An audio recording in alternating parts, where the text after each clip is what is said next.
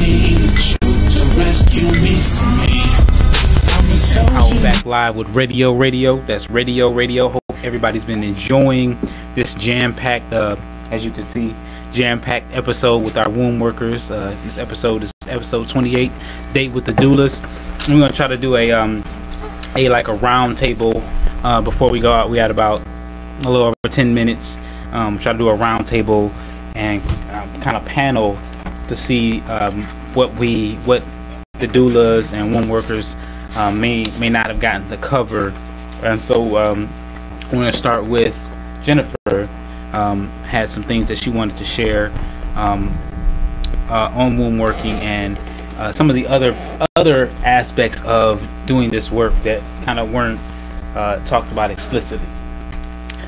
Okay, well, first off, the infant mortality rate in the African American community is astonishingly high. It's 3 times the rate of other ethnicities. So that's definitely a major issue. So we see things in the community with Ferguson and other things that shouldn't take place, but how can they respect us when we're not even respecting our babies from the time they're in the womb? So we have to put that in check. And breastfeeding is major. We are at the bottom of the totem pole as it comes to breastfeeding. We are not giving our children our God essence. We're not protecting them from various viruses and infections and obesity and heart disease. We're not protecting ourselves against breast cancer, ovarian cancer, cervical cancer. So with that support, I know we're not educated, but we need to find education within our communities as it relates to breastfeeding. Here in Detroit, there's Black Mothers Breastfeeding Association, which holds several meetings monthly to support breastfeeding mothers. The whole family is welcome. They provide food. So that's another thing. Myself, Danyelle, other birth workers, we are here for support. If any women out there needs help with support, men, if you need someone to come in to assist your woman with breastfeeding, formula is not always the answer.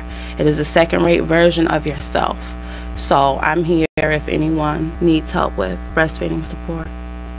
And tell them where they can find you again. They can find me. I'm sweetserenitycompany.com or Jennifer Thedford on Facebook. I learned something recently, I just want to say, and it just blew my mind. And it's that sheep that don't get their mother's colostrum will die. So even farmers and things like that, they have to have frozen colostrum on hand in case the mother dies because the baby won't make it. So I just think that's very similar to what's happening in our community, as us being sheeple and being asleep, that our babies are dying. So, Keith? I just want to add to that, they have a lot of GMOs in this Similac and a lot of these artificial beverages that they call baby's milk. So and of course with GMOs come herbicides, which you should have 0% herbicides, but almost 100% of babies who are born have herbicide in their system, which is what what a lot of the farmers use to create those GMO crops and all of that kind of stuff. So it's another reason why you should breastfeed. And add on to that, I mean, a baby has its genes, pure and raw, and so we're having GMO stands for genetically modified organisms. So if you're putting things that's already genetically modified, we're having basically amino acids that have never been connected. Naturally they want to do this, but now they're butting up against each other, and we're putting that into the baby. So now the baby's genes are being modified by the GMOs, and it's just really wild what's going on nowadays. Breast milk is species specific. Say that again. Specific. Break that down. Which means human babies should have human milk, cows should have cow's milk, and the list goes on. So we think it's nasty or gross that we are breastfeeding, but we'd rather have it from a cow's tit than from that of your mother. So we see that breast milk is not only food, it's bonding, it's protection, it's support. That's where that first connection is built. So we kind of wondering what's happening to society. That first initial bond, that love, is not taking place. We're giving our children a secondhand substitute. Wake up, wake up, wake up. It's the womb workers. I guess I want to play Miss Info Keith at the moment, and kind of give you guys some helpful tips on being self-sufficient. So, of course, midwives here and there kind of range from $2,000 to $3,000, and from earlier what I said about birthing in the hospital and how much it costs, especially with complications and all that stuff, so that'll decrease the payout. As far as and food, invest in blenders. The cheapest blender I found just searching on the internet was at Walmart for $14, so you can get vegetables, fruits, and blend it up and give it to your baby, rather than giving them Gerber food with all these GMOs in it. As well as of course, clothing. You can invest in a sewing machine and make diapers yourself, or you can make clothing for your babies. It's really not that hard. It's just time and love, of course, as well as books. And I wanted to mention this website called seedsbookpublishing.com, and these baby book and children books are about empowering the youth. And one of the books actually is called Madam C.J. Walker's Road to Success. So it teaches little black kids about history, which is what we need in these communities. And I guess that's pretty much all that I had to say. And DIY things online, like how to make cloth diapers out of regular shirts, just in case you come into that scenario where you don't have these lovely cloth diapers, or you don't have disposable diapers. DIY that type of stuff. Make a DIY baby. I wanted to speak on the fact that, you know, yesterday was International Women's Day, and the fact that earlier we talked about women being the goddesses of the world. And there's a master teacher named Dr. Ben. For those who don't know, you really need to know who he is. But actually, this quote comes from Dr. John Henry Clark, who you also should know who it is. I just want to plug them both. Dr. John Henry Clark says, "Show me the condition of how you treat your women, and I'll show you the condition of your race." And that's a very powerful quote, because again, our women are the emotional beings on the planet. They are the creators. They're the only ones who can harness life and generate enough energy to bring them out. And if we are deliberately abusing them and deliberately not propping them up, and actually defending their fragility, then we are going to do that to our children, because those women are going to take the energy they receive and give it to the children. And so it's really the community's job to protect the women, because when the women are feeling secure and the women are feeling healthy, they're going to give that to the children.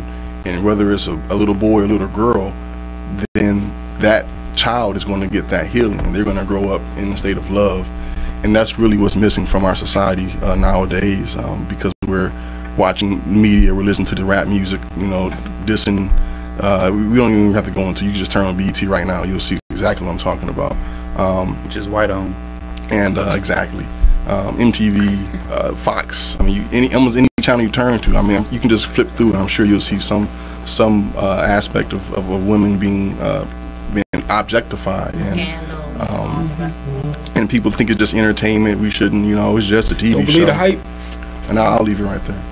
Let me just say something on what you just said, is that if I'm not mistaken, I think it's Love and Hip Hop Hollywood, Marianne's girlfriend had a water birth, and she had a midwife. She didn't have a doula, but she had a midwife. I thought that was really interesting to see on mainstream television, an African-American woman actually giving birth naturally and holistically. It's starting to showing up into pop culture, slowly, bit by bit. And I just want to encourage the people, if you're interested, just look it up. Netflix. You can look up The Business of Being Born 1 and 2. You can look up, there's a video called, document called Orgasmic Birth. There are so much knowledge out here. All you got to do is Google it, YouTube it, and you will find it. And just start getting the resources so that educate yourself. That's the biggest thing. Can you speak in that orgasmic birth? I heard about some of that, and I think it's good to just kind of give a little. Orgasmic Birth is a documentary that pretty much follows a few women who are actually giving birth. It's the belief that the same conditions by which you conceive the baby should be the same conditions by which you give birth. So if you bring out the Isley Brothers and the candles and the dark light and different things of the R. Kelly and then when you bring in the baby into the world, bring them in with the same darkness, with the same candles, with the same music, and that women can take that what we conceive to be as pain and actually turn it into an orgasmic experience. So you can have orgasmic contractions. It could feel, this can actually feel good while you're giving birth. Because remember, we're conditioned to that, the fear and the trauma and the pain, that this is going to be the worst experience of your life, but you're going to love it, which doesn't really make any sense. But it's like, but yeah, it's a documentary called Orgasmic Birth, and you just have to download it, get it off of Netflix. If you can't find it there, go to the library. It's there. And really look at it. They also talk about hypnobirthing also, where you can literally use the power of your mind to pretty much create the birth that you want. You can visualize the birth that you want. You can have the experience and actually hypnotize yourself to where you don't feel any pain. These are all techniques that we all can use, and you can do that. So I know there's hypnobirth. I know there's orgasmic birth, and what is it? The Business of Being Born 1 and 2. I believe Ricky Lake is one of the producers of that particular documentary. And speaking of celebrities, I don't think none of us mentioned, but Erykah Badu is actually a certified doula. I think with that, we have to wrap our mind around those concepts as well. We have stress in our community, which is high. We have domestic violence. We have food deserts, especially here in Detroit. People are shopping at gas stations with their bridge card. That's how they're providing for their families. We have abortions, we have rape, we have all this womb trauma that needs to be healed so that we can embrace a better birth and have better birth outcomes. In addition to the babies not making it to 1 year old, they're not making it 40 weeks inside of the womb. They're falling out early, premature in the NICU. So something is wrong, something is taking place. We need the men to step up as well and be better nurturers, better providers, providing a better environment to, again, bring this child through this vessel in a healthy way, through love. So let's get the healing we need individually and collectively. Yeah, a lot of it is diet too. If you just look at the sperm rates, they have been decreasing. The amount that they call the healthy amount that you should have has been decreasing over the years. And if you just look at the advent or the popularity of the use of GMOs, as that rises, the sperm rates drop. So it's an interesting movie called Children of Men, and in that movie nobody could get pregnant. And that's kind of where we're headed if we don't change our dietary habits, change our environment. So we're actually approaching that hour. I know it came kind of quickly. We just want to definitely thank all of you wonderful womb workers for coming on Readyo Radio. Thanks for having us. Yes. And I wanted to say, yeah, definitely. Oh, I'm gonna get to that. Definitely. Tifo coming up. Talk about some maternity lingerie. And so. Okay, coming up, maybe we should extend the show. Wait. Orgasmic birth. No, okay. So, as you can see, this is a jam-packed amount of information that they just cracked the surface just to get you interested. And so we look forward to seeing all of you all possibly doing workshops for us. The Healthy Vagina Workshop this Sunday. Plug it. Everybody This knows Sunday. they'll be in Atlanta talking about it. And so even beyond that, we had a retreat this weekend where we had this amazing time. Pretty much everybody was there, and so one of our sessions, don't be like that. One of our sessions was feminine and masculine energy, and we talked about doula and birthing and creating community centers in the neighborhoods, and we talked about launching the C3 Institute, where women and womb workers can actually give workshops to the community and share the experience of what it's like raising a woman, raising a child in the conscious community, being a womb worker. And so we just look forward to, you will see these faces again, hopefully coming up in May. We'll do something for women and continue to make our own holy day. Anyway, I want to thank you all. Shout out to everybody that's tuned in on Readyo Radio, either through the Facebook event. Like the Facebook event, it's reoccurring. Like us on Readyo Radio on Facebook, Conscious Community Cooperative, like it.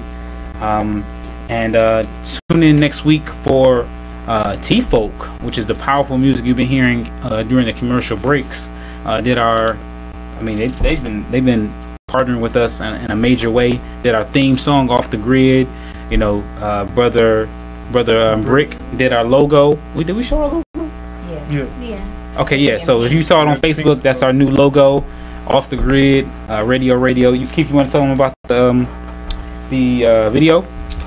So next Tuesday, the Foundation of a King is coming up here from Ohio, and we plan on shooting the video for Off the Grid before the show, and then they'll be releasing an EP called Off the Grid live on the show. So make sure you tune in next Tuesday. It'll be T-Folk Day. We got our own EP. I ain't ready. So yes. And so everybody go around and say a word they feel about this show, and we'll wrap it up with that. Empowerment. Womb health. 2 words.